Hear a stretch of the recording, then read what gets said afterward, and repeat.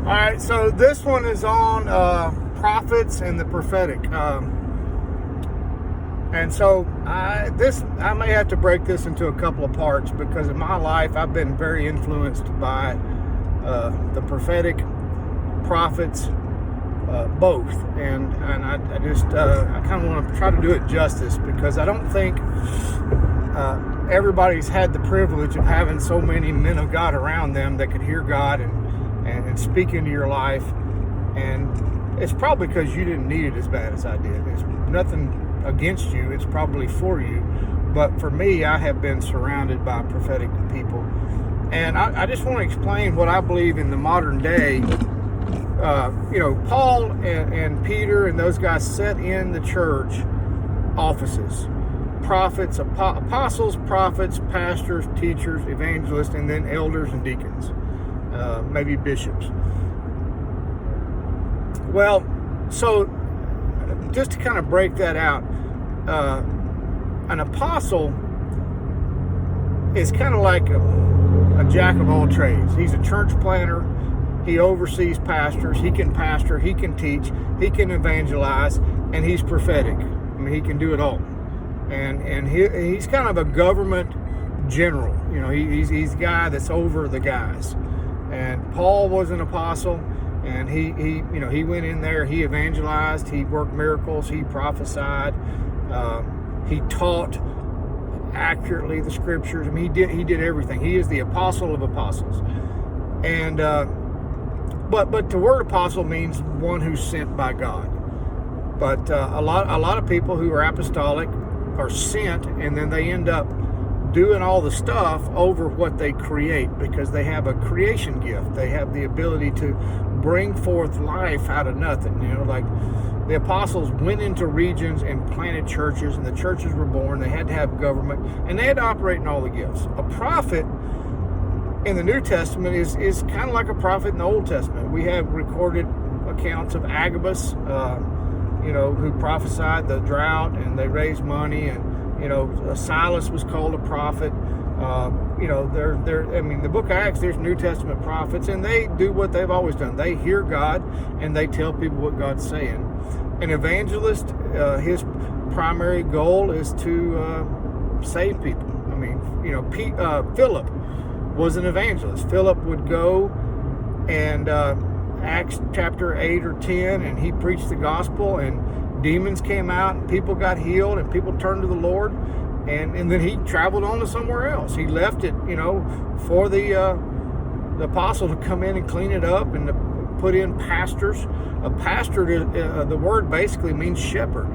He takes care of the sheep. He's concerned about your wife, your kids, your decisions, your finances.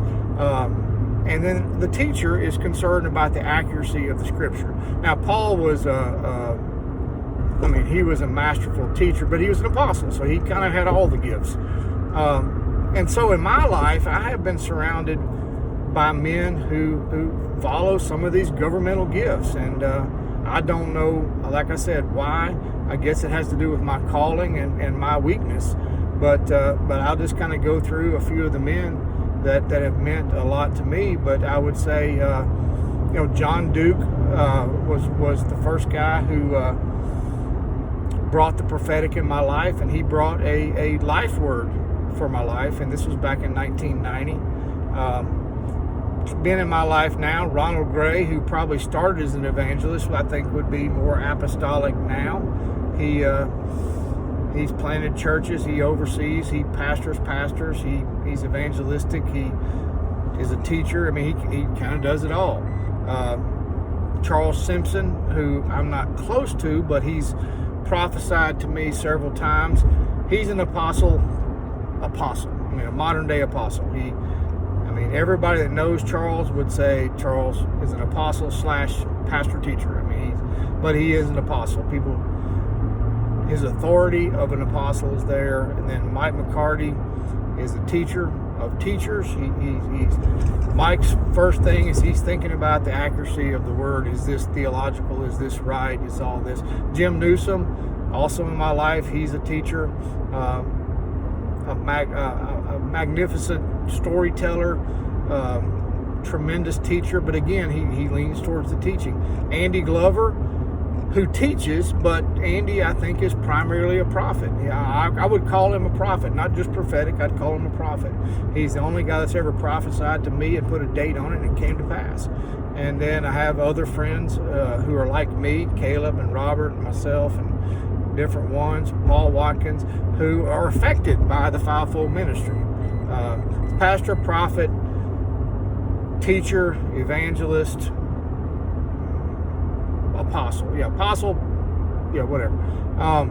And so the job of the fivefold ministry is to teach all of us how to do the ministry. And I think in my life, I've been affected by all five folds. So in light of that, I've got like all these prophetic stories, but I don't know which ones to tell. But God does put prophetic in the church for the purpose of building it up. So if you look at Corinthians, where Paul talks about seeking spiritual gifts, he talks about especially prophesy for the building up of the body, the building up of the church. And so, we can't see everything. We see in part, we prophesy in part, and we need people to come into our lives that can see something that we can't see. And sometimes we need people to come in our lives and call forth something that we don't know is there, and that's part of what the prophetic does. So in my life, I've been influenced. I'm going to tell the first one, then I'll tell a couple more after that, because it's not all necessarily by prophets. But the first time I was exposed to the prophetic was probably 1990. And my pastor's pastor name was John Duke. And I never met him, and I was 2 months old in the Lord, and my pastor was encouraging me. He's still trying to keep me saved. He's encouraged me to come to a men's breakfast, which was in the morning. It's hard for me. Everything in the morning is hard for me. And so I went, and basically, he was going to teach something, but he decided he wanted to pray for everybody. So he put us in groups of 3 to 4, and he went around the room, and he began to pray for people. And I think I was the first one he prayed for. And when he put his hand on my head, my knees buckled. Literally. I've been a boxer and kickboxer and karate guy and MMA guy.